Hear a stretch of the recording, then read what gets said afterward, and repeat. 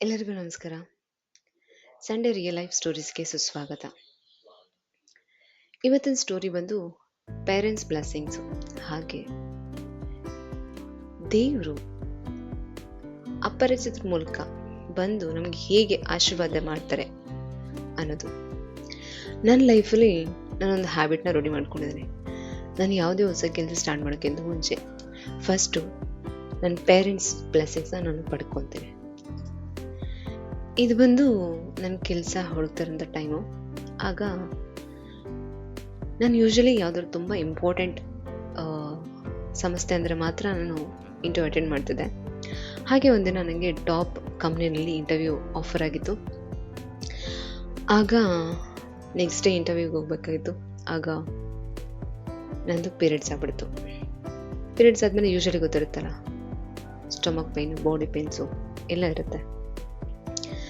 ಒಂದು ಸೆಕೆಂಡಲ್ಲಿ ಹೋಗ್ಬೋದಾ ಬೇಡವಾ ಅಂತ ಯೋಚನೆ ಮಾಡ್ತಿದ್ದೆ. ಬಟ್ ಅದರ ಮನಸ್ಸಲ್ಲಿ ಹೇಳ್ತಿತ್ತು, ಇಲ್ಲ, ಅವಕಾಶಗಳು ಯಾವಾಗಲೂ ಸಿಗಲ್ಲ, ಸಿಕ್ಕಾಗ ಯೂಸ್ ಮಾಡ್ಕೊಬೇಕು ಅಂತ. ಸೊ ನನ್ನ ಸಿಚುವೇಶನ್ ಬಗ್ಗೆ ನಾನು ಯೋಚನೆ ಮಾಡಿಲ್ಲ. ಇಂಟರ್ವ್ಯೂ ಹೊಡೋಕ್ಕಿಂತ ಮುಂಚೆ ಅಮ್ಮ ಅಪ್ಪನ ಆಶೀರ್ವಾದ ತಗೊಂಡು ನಾನು ಸ್ಟಾರ್ಟ್ ಆದೆ. ಬಸ್ಸಲ್ಲಿ ಹೋಗ್ತಿರ್ಬೇಕಾದ್ರೆ ನಂಗೆ ಬಸ್ಸಲ್ಲಿ ಸೀಟ್ ಸಿಕ್ಕಿತ್ತು, ಕೂತ್ಕೊಂಡಿದ್ದೆ. ಒಬ್ಬರು ವಯಸ್ಸಾದ ಅಜ್ಜಿ ಬಂದರು. ಬಸ್ಸು ಫುಲ್ ರಶ್ ಆಗಿತ್ತು, ಯಾವುದೇ ಥರ ಸೀಟ್ ಖಾಲಿ ಇರಲಿಲ್ಲ. ಆಗ ನಾನು ಎದ್ದು ಅಜ್ಜಿಗೆ ಸೀಟ್ ಬಿಟ್ಟೆ. ಹಾಗೆ ಇನ್ನೊಂದು 2 ಸ್ಟಾಪ್ ಆದಮೇಲೆ ಅಜ್ಜಿ ಇಳ್ಕೊಂಡ್ರು, ಮತ್ತು ನಾನು ಕೂತ್ಕೊಂಡೆ. ಮತ್ತು ಹಾಗೆ ಹೋಗ್ತಿರ್ಬೇಕಾದ್ರೆ ನೆಕ್ಸ್ಟ್ ಸ್ಟಾಪಲ್ಲಿ ಒಬ್ಬರು ಪ್ರೆಗ್ನೆಂಟ್ ಲೇಡಿ ಅವ್ರು ಬಂದರು. ಆಗಲೂ ಸಹ ಬಸ್ಸು ಫುಲ್ ರಶ್ ಆಗಿತ್ತು. ಆಗ ನಾನೇ ಎದ್ದು ಅವ್ರಿಗೆ ಸೀಟ್ ಬಿಟ್ಟೆ. ಹಾಗೆ ಇದು ನಡೀತಾ ಹೋಯ್ತು. ಒಂದು 3-4 ಟೈಮ್ಸ್ ಆಗ್ತಾಯಿತ್ತು. ಸೊ ಕಡೆಯಲ್ಲಿ ನಂಗೆ ಸೀಟ್ ಸಿಕ್ತು, ಕೂತ್ಕೊಂಡೆ. ನನ್ನ ಪಕ್ಕದಲ್ಲಿ ಒಬ್ಬರು ಆಂಟಿ ಇದ್ದವರು ಅಬ್ಸರ್ವ್ ಮಾಡ್ತಿದ್ರು, ನಾನು ಏನೇನು ಮಾಡ್ತೀನಿ ಅಂತ ಅಬ್ಸರ್ವ್ ಮಾಡ್ತಿದ್ರು. ಆಗ ನಾನು ಇನ್ನೇನು ನನ್ನ ಸ್ಟಾಪ್ ಬರುತ್ತೆ ಇಳಿವಿ ಅಂತ ಟೈಮಲ್ಲಿ ಆಂಟಿ, ಇನ್ನೆಷ್ಟು ಪೇಷನ್ಸಿಂದ ಯಾರು ಬಂದರೂ ನಿನ್ನ ಕೈಲಾದ ನೀನು ಸಹಾಯ ಮಾಡ್ತಿದ್ದೀಯಾ, ಯಾವ ಟೈಮಲ್ಲೂ ನೀನು ಬೇಜಾರು ಮಾಡ್ಕೊಳ್ತೀರಾ, ನಿನ್ನ ಕೈಲಿ ಏನಾಗುತ್ತೋ ಅದು ನೀನು ಮಾಡ್ತಿದ್ದೀಯಾ ಅಂತ ಹೇಳಿ ಆ ಆಂಟಿ ನನ್ನ ತಲೆ ಮೇಲೆ ಕೈ ಇಟ್ಟು ಆಶೀರ್ವಾದ ಮಾಡಿದ್ರು, ನಿಂಗೆ ಒಳ್ಳೇದಾಗ್ಲಮ್ಮ ಅಂತ. ಮತ್ತು ಇಂಟರ್ವ್ಯೂಗೆ ಹೋದೆ, ಇಂಟರ್ವ್ಯೂ ಅಟೆಂಡ್ ಮಾಡಿದೆ. ಇಂಟರ್ವ್ಯೂ ಸಕ್ಸಸ್ಫುಲ್ ಆಯಿತು, ಜಾಬ್ ಆಯಿತು. ನಮ್ಮ ಆಫೀಸಲ್ಲಿ ಕೋವಿಡ್ಗಿಂತ ಮುಂಚೆ ವೀಕ್ಲಿ 1 or 2 ಟೈಮ್ಸ್ ಅಷ್ಟೇ ವರ್ಕ್ ಫ್ರಮ್ ಆಪ್ಷನ್ ಇತ್ತು. ಬಟ್ ಮಿರಾಕಲ್ ಏನಂತಂದರೆ ಆಫ್ಟರ್ ಕೋವಿಡ್ ಕಂಪ್ಲೀಟಾಗಿ ವರ್ಕ್ ಫ್ರಮ್ ಹೋಮ್ನ ಮಾಡಿದ್ರು. ಅದೇ ಜರ್ನಿನಲ್ಲಿ ನನಗಿಬ್ಬರು ಮಕ್ಕಳಾದರು. ಹಾಗೆ ನಾನು ಅದೇ ಕಂಪ್ನಿಯಲ್ಲಿ ಇವತ್ತಿಗೂ ಸಹ ಕೆಲಸ ಮಾಡ್ತಿದ್ದೀನಿ. ನಿಮಗೆ ಗೊತ್ತಾ, ಇದರಿಂದ ನನ್ನ ಹಾರ್ಡ್ ವರ್ಕ್ ಮಾತ್ರ ಅಲ್ಲ, ಒಂದು ಡಿವೈನ್ ಬ್ಲೆಸ್ಸಿಂಗ್ಸ್ ಅಂತಾರಲ್ಲ ಹಾಗೆ ಇದರಿಂದ ನಮ್ಮ ತಂದೆ ತಾಯಿಯರ ಆಶೀರ್ವಾದ, ಹಾಗೆ ಆ ಬಸ್ಸಲ್ಲಿ ಸಿಕ್ಕಿದಂತಹ ಆ ಆಂಟಿ ಆಶೀರ್ವಾದ ಸಹ ಇದೆ. ನಾನು ಯಾಕೆ ಈ ಸ್ಟೋರಿ ಹೇಳ್ತಿದ್ದೀನಿ ಅಂತಂದರೆ, ನಮ್ಮ ಲೈಫಲ್ಲೂ ಸಹ ಕೆಲವೊಂದು ಸರಿ ದೇವರು ಪೇಜಸ್ನ ಚೆಕ್ ಮಾಡ್ತಾರೆ. ಸೊ ಆಗ ನಾವು ನಮ್ಮ ಟ್ರೂ ಸೆಲ್ಫ್ ನಾವು ತೋರಿಸ್ಬೇಕು. ಹಾಗೆ ನಮ್ಮ ಜೀವನದಲ್ಲಿ ನಾವು ಏನೇ ಅಚೀವ್ ಮಾಡಬೇಕು ಅಂತಂದ್ರು ಫಸ್ಟು ನಮ್ಮ ಪೇರೆಂಟ್ಸ್ ಬ್ಲೆಸ್ಸಿಂಗ್ಸ್ನ ನಾವು ತಗೋಬೇಕು. ಯಾಕೆ ಅಂತಂದರೆ ಈ ಪ್ರಪಂಚದಲ್ಲಿ ನನ್ನ ಮಕ್ಕಳು ಚೆನ್ನಾಗಿರಬೇಕು ಅನ್ನೋ ಪ್ಯೂರ್ ಇಂಟೆನ್ಷನು ಇರೋವಂಥವ್ರು ಬರೀ ತಂದೆ ತಾಯಿ ಮಾತ್ರ. ಬಿಫೋರ್ ಮ್ಯಾರೇಜು ಎಲ್ಲರಿಗೂ ಅಷ್ಟೇ ಪೇರೆಂಟ್ಸೇ ಫಸ್ಟ್ ಪ್ರಯಾರಿಟಿ ಇರ್ತಾರೆ. ಆದರೆ ಆಫ್ಟರ್ ಮ್ಯಾರೇಜು ಅವರು ಬಂದು ಸೆಕೆಂಡ್ ಪ್ರಯಾರಿಟಿ ಆಗ್ತಾರೆ, ಕೆಲವೊಂದ್ಸರಿ ಲಾಸ್ಟ್ ಪ್ರಯಾರಿಟಿನ ಸಹ ಆಗ್ಬಿಡ್ತಾರೆ. ಏಕೆಂದರೆ ಮದುವೆ ಆದಮೇಲೆ ಲೈಫ್ ಪ್ರೆಷರು ಬ್ಯಾಲೆನ್ಸ್ ಮಾಡೋದು, ಎಕ್ಸ್ಟ್ರಾ ರೆಸ್ಪಾನ್ಸಿಬಿಲಿಟಿಯಿಂದ ಅವನ್ನ ನಾವು ದೂರ ಮಾಡಿಬಿಡ್ತೀವಿ. ಎಸ್, ಅವರು ಮದುವೆ ಆದಮೇಲೆ ತಮ್ಮ ಮಕ್ಕಳು ತಮಗೆ ಸ್ವಲ್ಪ ಟೈಮ್ ಕೊಡಬೇಕು, ಅವ್ರಿಗೆ ಒತ್ತು ಕೊಡಬೇಕು ಅನ್ನೋ ಎಕ್ಸ್ಪೆಕ್ಟೇಷನ್ಸ್ ಇರುತ್ತೆ. ನಾವು ಅದನ್ನು ಬ್ಯಾಲೆನ್ಸ್ ಮಾಡಬೇಕು. ಎಲ್ಲ ಜೀವನದಲ್ಲೂ ಸಣ್ಣ ಪುಟ್ಟ ಮಿಸ್ಅಂಡರ್ಸ್ಟ್ಯಾಂಡಿಂಗ್ ಇದ್ದೇ ಇರುತ್ತೆ. ನಾವು ಅದನ್ನೆಲ್ಲ ಬ್ಯಾಲೆನ್ಸ್ ಮಾಡ್ಕೊಂಡು ಹೋಗ್ಬೇಕು. ನಾವು ಯಾವತ್ತಿಗೂ ಒಂದು ವಿಷಯನ ಮರಿಬಾರ್ದು, ನಾವು ಹುಟ್ಟಿದ ದಿನದಿಂದ ನಮಗಾಗಿ ಕೆಲಸ ಮಾಡೋರು ಅಂತಂದರೆ ಅವ್ರು ಮಾತ್ರ. ಸೊ ಅಂಥ ಪ್ಯೂರ್ ಇಂಟೆನ್ಷನ್ ಇರೋರಿಗೆ ನಾವು ಕೆಲವೊಂದ್ಸರಿ ಜಾಸ್ತಿ ಹರ್ಟ್ ಮಾಡ್ಬಿಡ್ತೀವಿ. ಒಂದ್ಸರಿ ಏನು ಅನ್ಸ್ಬಿಡುತ್ತೆ ಅಂದರೆ ಅವ್ರನ್ನ ಜಸ್ಟ್ ಇಗ್ನೋರ್ ಮಾಡ್ಬಿಡ್ತೀವಿ. ಯಾಕೆ ಹೇಳಿ? ಆಗ ಅವ್ರು ನಮಗೆ ಏನೂ ಅನಿಸೋದಿಲ್ಲ. ಸೊ ಈ ಸ್ಟೋರಿ ಕೇಳ್ತಿರೋಂಥ ಎಲ್ಲರಿಗೂ ನನ್ನೊಂದು ರಿಕ್ವೆಸ್ಟು, ದಯವಿಟ್ಟು ಅವ್ರನ್ನ ಇಗ್ನೋರ್ ಮಾಡಬೇಡಿ. ಏಕೆ ಅಂತಂದರೆ ನೀವು ಎಷ್ಟೇ ಹರ್ಟ್ ಮಾಡಿದ್ರು, ಎಷ್ಟೇ ಕೆಟ್ಟದಾಗಿ ಬೈದ್ರು, ಅವ್ರಿಗೆ ಹರ್ಟ್ ಆಗುತ್ತೆ.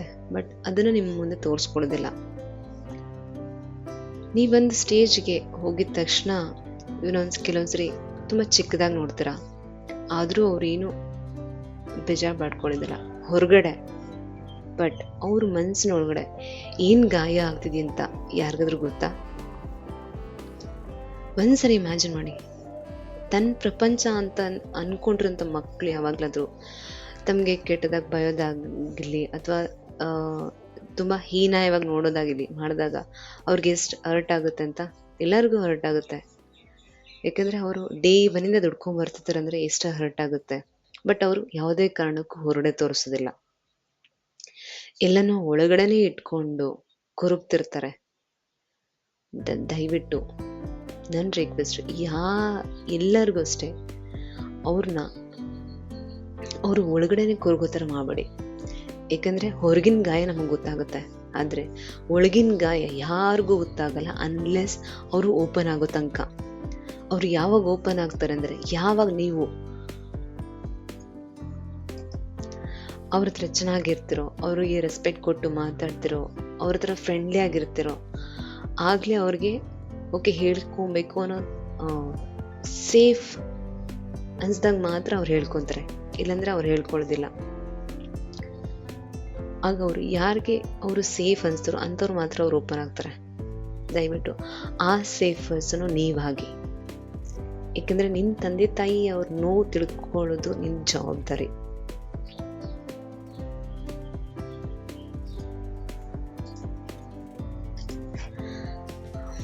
ಸೊ ಅವ್ರನ್ನ ಯಾವುದೇ ರೀತಿ ಇಗ್ನೋರ್ ಮಾಡಿಬಿಡಿ, ಆಯಿತಾ? ನೀವು ಇವತ್ತಿಂದ ಒಂದು ಸ್ಮಾಲ್ ಹ್ಯಾಬಿಟ್ನ ಸ್ಟಾರ್ಟ್ ಮಾಡ್ಬೋದು.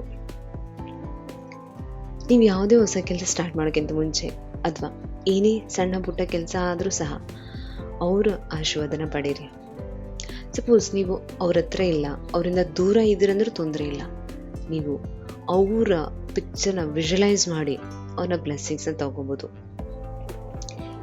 ಹೇಗೆ ಅಂತಂದರೆ ಜಸ್ಟ್ ಕೂತ್ಕೊಳ್ಳಿ, ನಿಮ್ಮ ತಂದೆ ತಾಯಿ ಮುಖ ನಿಮ್ಗೆ ಗೊತ್ತಾಗುತ್ತೆ.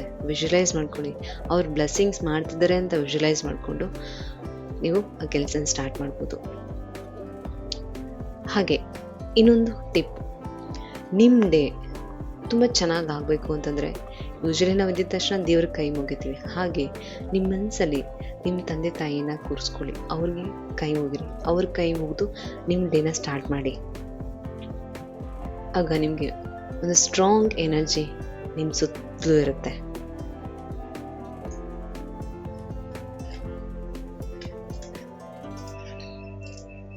ಈ ಸ್ಟೋರಿ ನಿಮ್ಗೆಲ್ಲರಿಗೂ ಇಷ್ಟ ಆಯಿತು ಅಂತ ಅನ್ಕೊತೀನಿ. ದಯವಿಟ್ಟು ಇದು ಸಾಧ್ಯ ಆದಷ್ಟು ಎಲ್ಲರಿಗೂ ಶೇರ್ ಮಾಡಿ. ಇದೆಲ್ಲರಿಗೂ ಹೆಲ್ಪ್ಫುಲ್ ಆಗುವಂತಹ ಸ್ಟೋರಿ.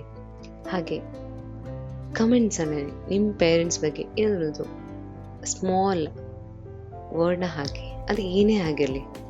ಸೊ ಇದು ನೀವು ಅವ್ರಿಗೆ ತೋರಿಸೋಂಥ ಗ್ರ್ಯಾಟಿಟ್ಯೂಡು, ರೆಸ್ಪೆಕ್ಟ್ ಆಗಿರುತ್ತೆ. ಹಾಗೆ ಇದನ್ನು ನೀವು ಹಾಕೋ ಕಮೆಂಟ್ಸು ಎಲ್ಲರೂ ನೋಡಿದಾಗ ಅವ್ರಿಗೂ ನಾನು ನನ್ನ ತಂದೆ ತಾಯಿ ಬಗ್ಗೆ ಏನಾದರೂ ಹಾಕಬೇಕು ಅಂತ ಅವ್ರಿಗೂ ಒಂದು ಮನಸ್ಸು ಬರುತ್ತೆ, ಅವರು ಶೇರ್ ಮಾಡ್ತಾರೆ. ಇಲ್ಲಿದ್ದಾಗ ನೋಡಿದ್ದಕ್ಕೆ ತುಂಬ ಧನ್ಯವಾದಗಳು.